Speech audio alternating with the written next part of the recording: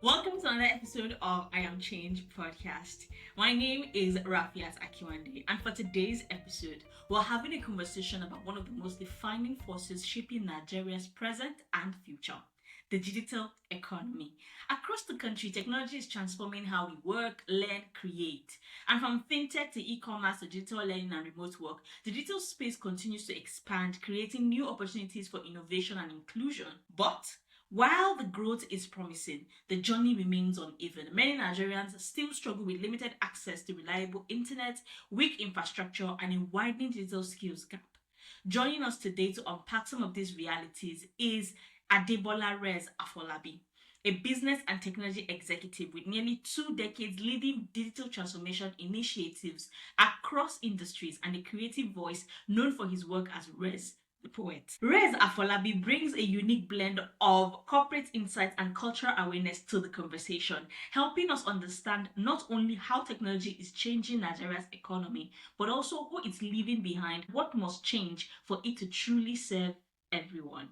Thank you for joining us today on the episode, Rez Afolabi. And it is very interesting to have you here because you come with a lot of experience, not just in the corporate insight of it, but also in the cultural awareness aspect of this conversation, which is what the podcast is about.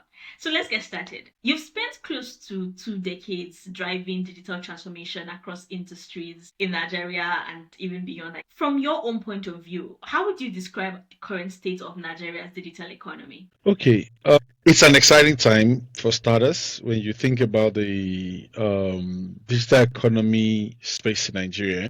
I would say it is energetic. There's a whole lot happening at the same time, but you can still say in equal measure that it's uneven. And what do I mean by uneven? There's explosive growth that you find in spaces like fintech, in mobile payments. You see in e-commerce as well, and in the creative sector generally, where you have the creator economy, the Nollywood musicians, content creators.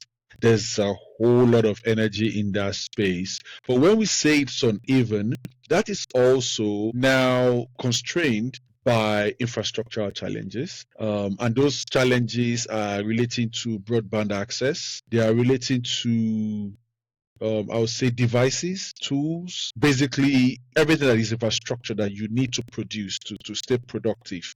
So what you will find when you look on a scale of over 200 million Nigerians, and you look at the standard of living, the amount of poor people that we have, and then you can see the entry barrier into this digital economy.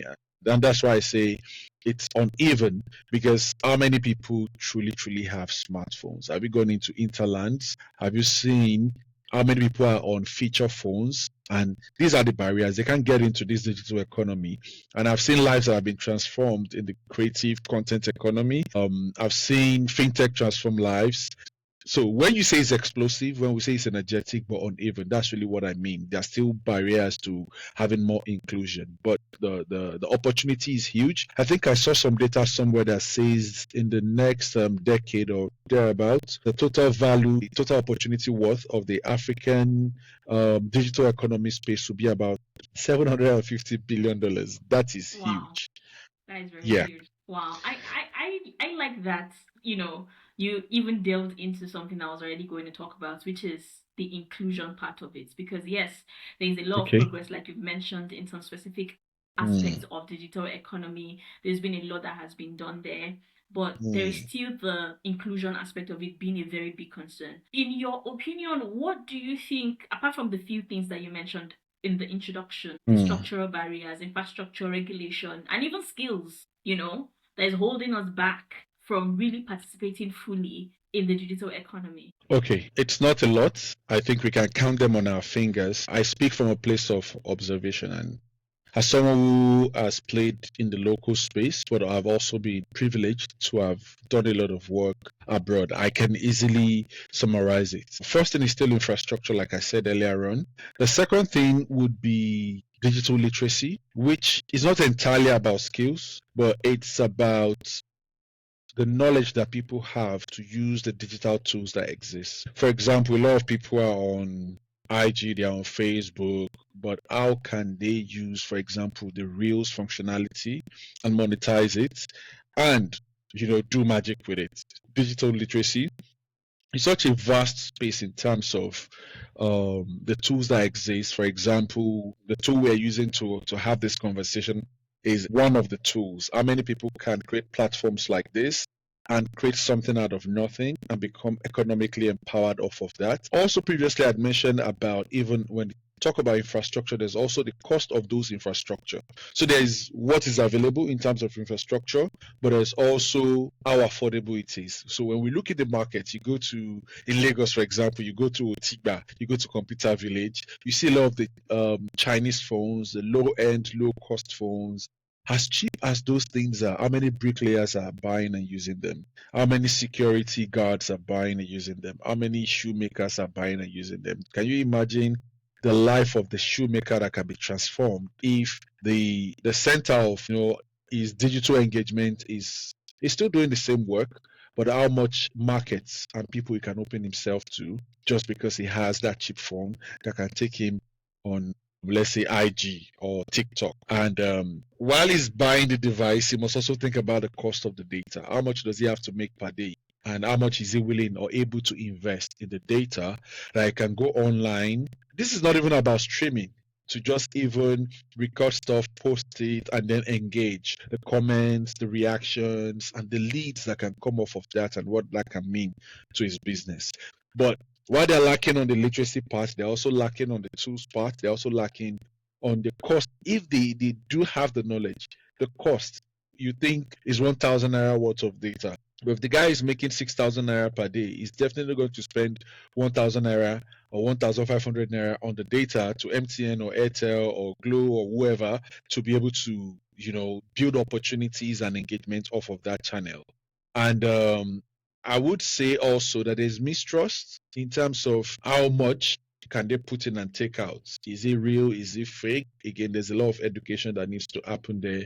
But I think the PAMPAs, the OPAs are bridging the gap in terms of trust because they are working at that level with those caliber of people, and that is a larger population of the country. So when you talk about trust, that people can now on their feature phones or through codes or through when they have those really low-end smartphones, they can have the OP and they can do transactions is really a step in the right direction. But we need to have more of such included, and we need more OPs, we need more PAMPAs. And if I'm going to summarize it back, you say infrastructure, or say digital literacy. I'll talk about the cost of the tools. I'll talk about mistrust, and lastly, that I haven't mentioned, regulatory uncertainty. I like that you went to the regulation part of it because that was Yeah. actually going to be my next question. Okay. But I love what you said. And I think, yes, we need more of the OPs and the PAMPs, and not just in fintech alone, a lot of health tech, edu tech, that kind of thing that, even the common man on the street can be able to Agri access. tech, Exactly. And I think it's one of the real things that, estate.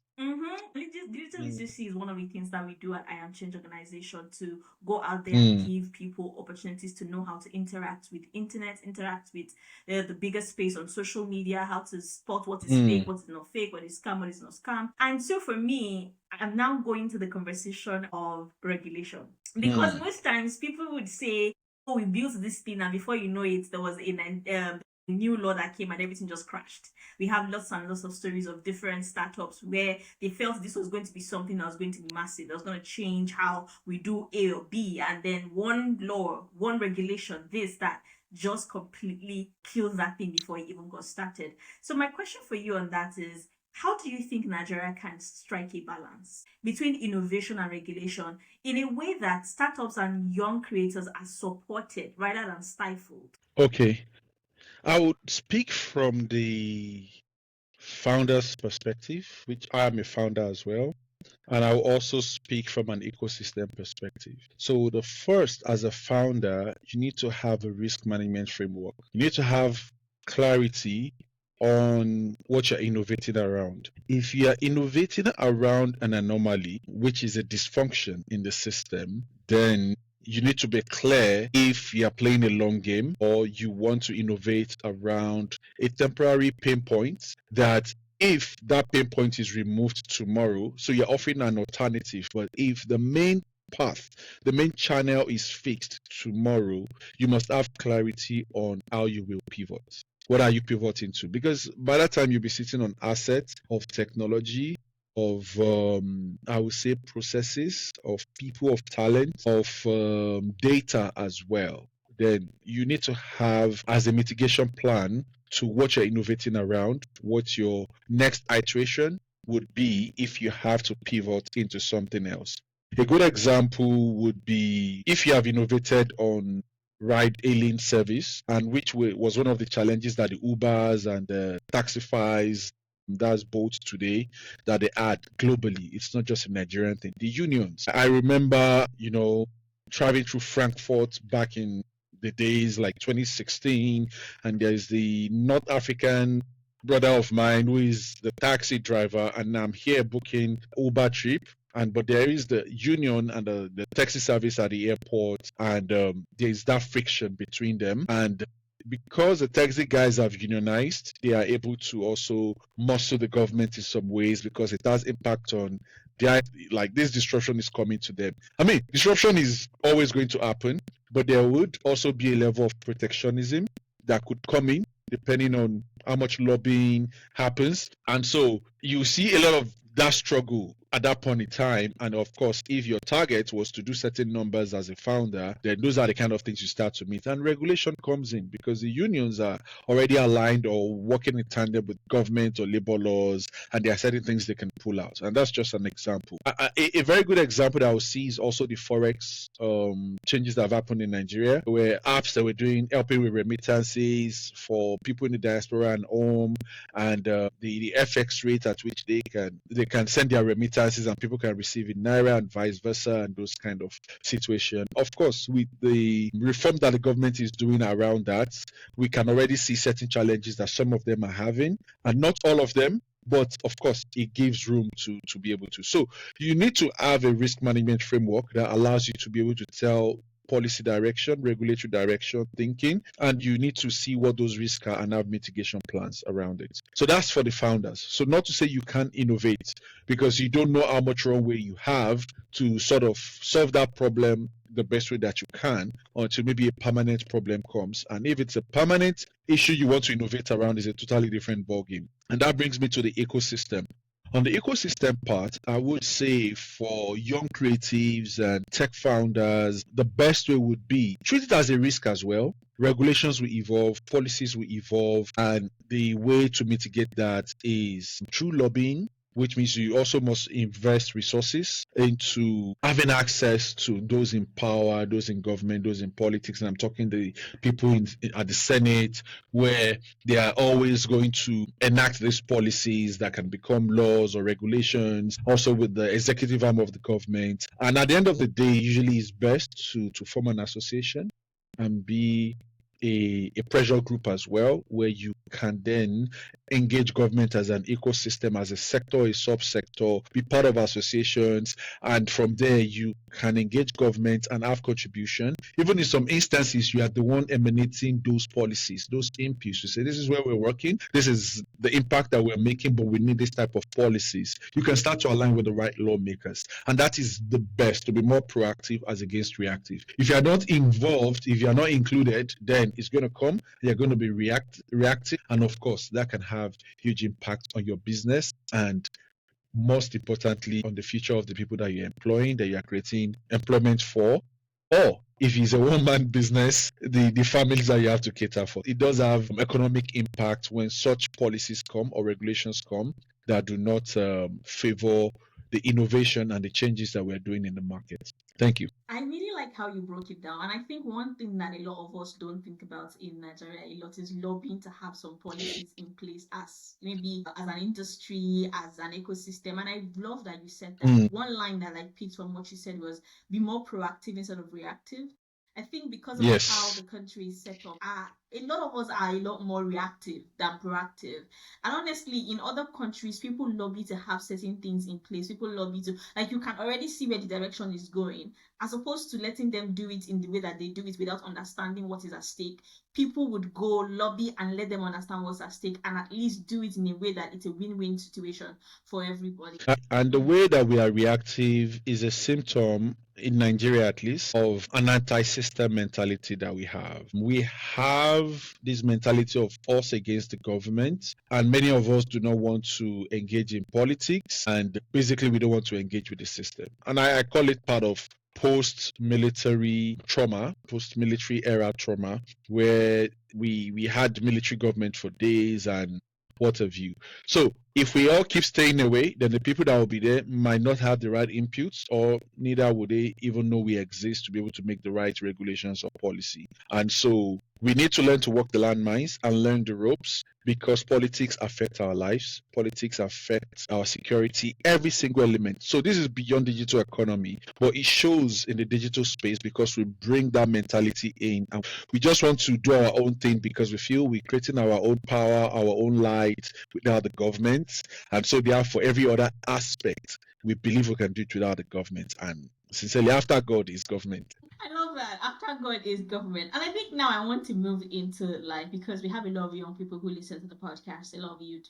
And, every other day on social media, when people talk about, I don't have a job, I don't have this, I don't have that, you even have a lot of, what would I call it now? Initiatives, schools coming up to say, learn this one in tech, learn that one in tech. In fact, some people will go as far as saying tech is the new oil or the new gold. And most times you will still see people who say, people that are coming to learn blah, blah, blah, blah, blah, don't have the right skills. People that are coming to learn that cybersecurity, or there was a time on Twitter where there was a conversation of, how can people actually learn, was it cybersecurity, I think? And people were like, so not everybody has the skills. Some people were like, not everybody can get to the right education for it.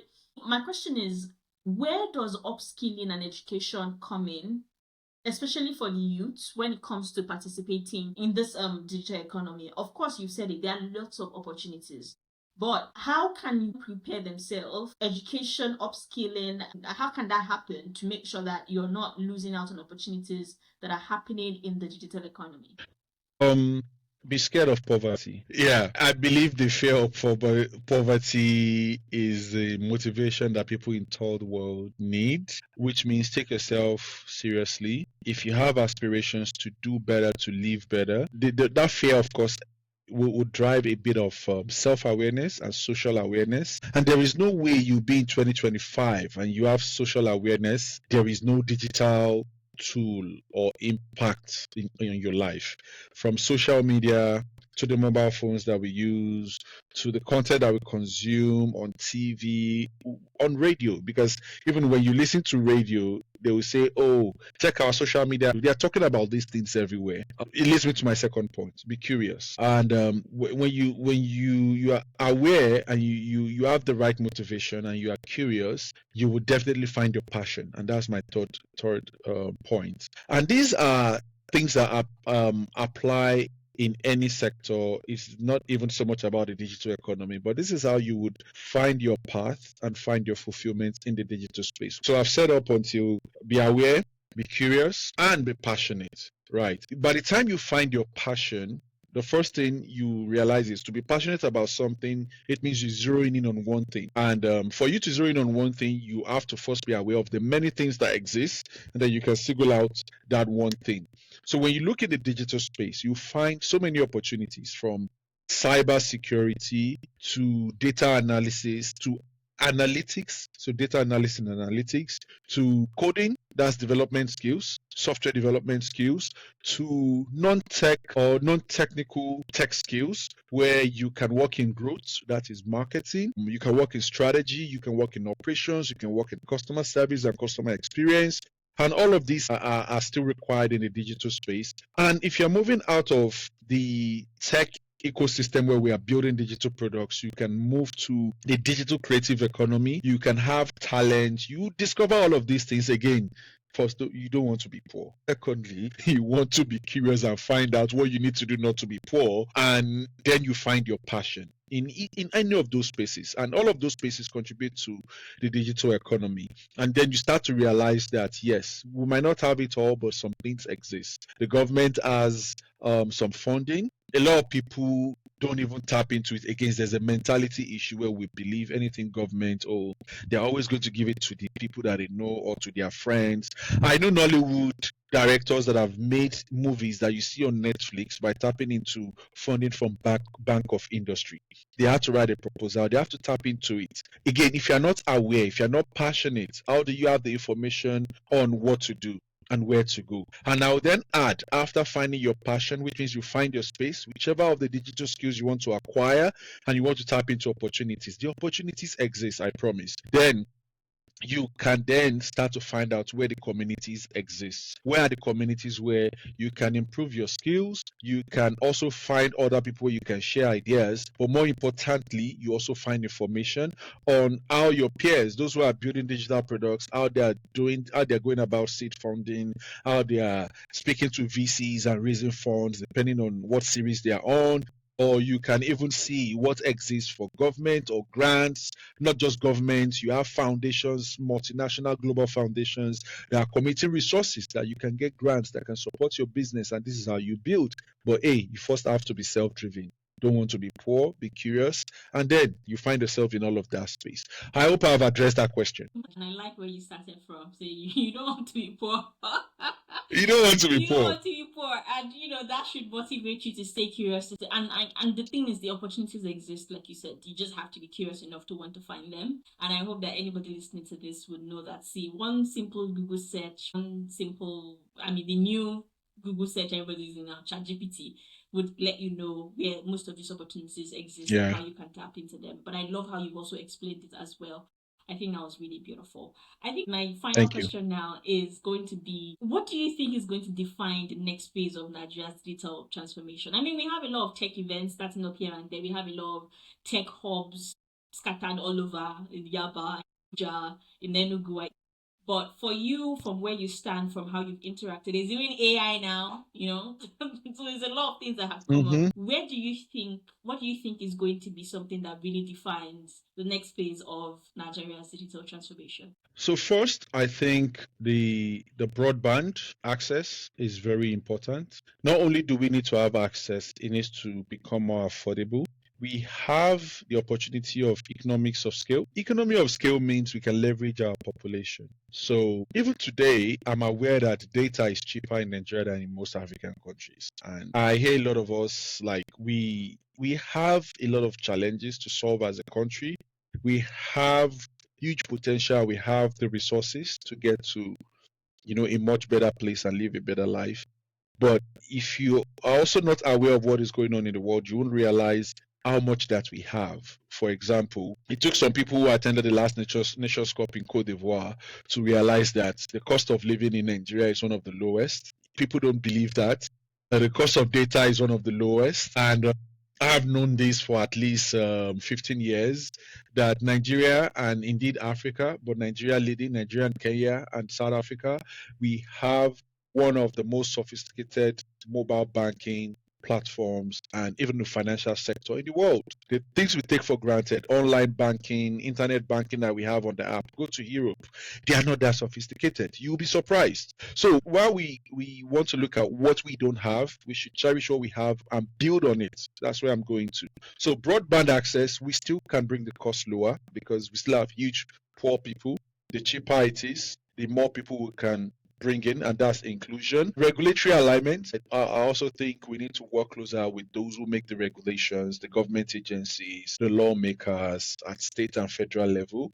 Which also means that we need to organize ourselves. And for us to organize ourselves, there also need to be thought leadership at private sector level and public sector level. And public sector level and I see a bit of that, but I think we need to socialize it a little bit more.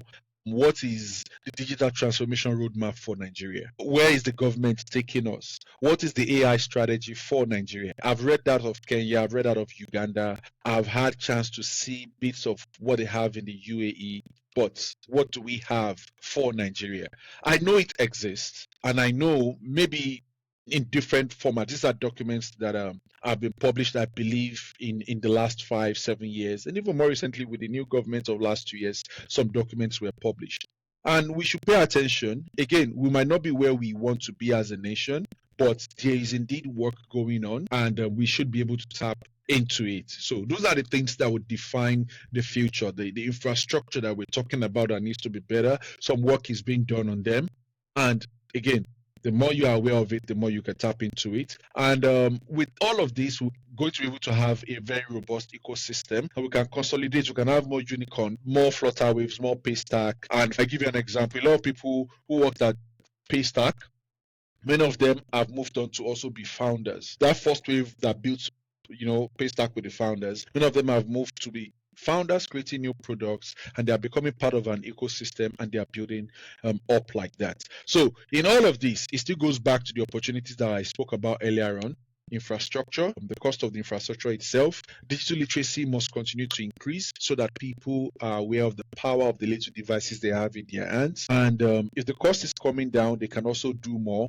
And those who are advanced can do more of the ecosystem, regulatory kind of work. And those who are at the peripheries can, create the market around it. So creator economy, the products, the users, and before you have it, we will see a whole lot more. We're all part of one ecosystem, and in building and growing ourselves and collaborating in communities and engaging government is how we end up with the right environment to build on, and the future is set. So AI, more digital tools, and more creator economy and robustness is what we would have with those kind of clarity. I think everything is definitely connected one way or the other. Yes, there's a part to be played by the government, there's a part to be played by us, there's a part to be played by those already in the system. So I think that's such a balanced way to address everybody for as we look forward to what we want to have. Because yes, the fintech space has grown, but there's so many other opportunities and so many other problems to be solved. And we all know that tech is the way to go. So we need to start getting ourselves into that place and start having a framework like you explained for what that will look like, because it's a very generic motivational talk, right? But people say if you fail to plan, you're planning to fail. So it's the truth. If we don't have a Yeah. plan and we don't know what that's going to look like, what are we going to focus our energy on? Because when you have a plan, that informs what you teach the people in school, that informs changing the curriculum and everything. The framework can help curb some of those things and position us as the leaders that we ought to be. Because even with little, a lot of people are already doing so many amazing work. Like you mentioned, the pay stacks, the flutter waves, and all of that. So yes, thank you so much. Yes, I wanted to say that in all of this, make AI the centerpiece. Have more AI use cases. The world is definitely in that direction. It's not going to pull back. And there is a lot of points around, okay, how much can AI change now with some of the infrastructure or costs, economic constraints. Yeah, that's the word that could drive the adoption of AI. But again, in Africa, we're known to leapfrog, and those who are able to innovate with AI to solve real African problems are those who are really going to make change and who will be the billionaires of tomorrow. So wherever you are, whether you are coding or you are just a creator, in what way would AI make a difference? You must answer that question around local problems. We should bear that in mind. That was fantastic that you added that. Thank you so much for spending time with us, Rez Afolabi. It's an honor just listening to you talk about the data economy, break it down in a way that I think anybody that comes across this particular episode would have learned more than one or two things. So thank you so very much for your time. I am sure you must have heard people say tech is the new gold. But how can we partake in this as young people? Rez Afolabi did give a really good, interesting breakdown for that. And I have to say, if you stay curious and you get yourself involved, you can also get a piece of this digital economy that is definitely in a bloom in Nigeria. Think about it. What can you create? How can you create it? Who can you partner with? There's so many opportunities out there, and all it takes is for you to be curious and for you to be bold to take up spaces where you ought to be. Thank you so much for listening to this episode of I Am Change podcast with Rez Afolabi as we talked about the digital economy and how we can all get to play in it. Make sure to listen to all of our other episodes on YouTube, I Am Change podcast, and join the conversation using the hashtag I Am Change podcast on all of your favorite social media platforms. We also have the audio of all of our podcast episodes available for you on all of your major podcast listening platforms. Till we come your way next time, remember to be the change you want to see. Listen now to I Am Change podcast on your favorite podcast listening platform.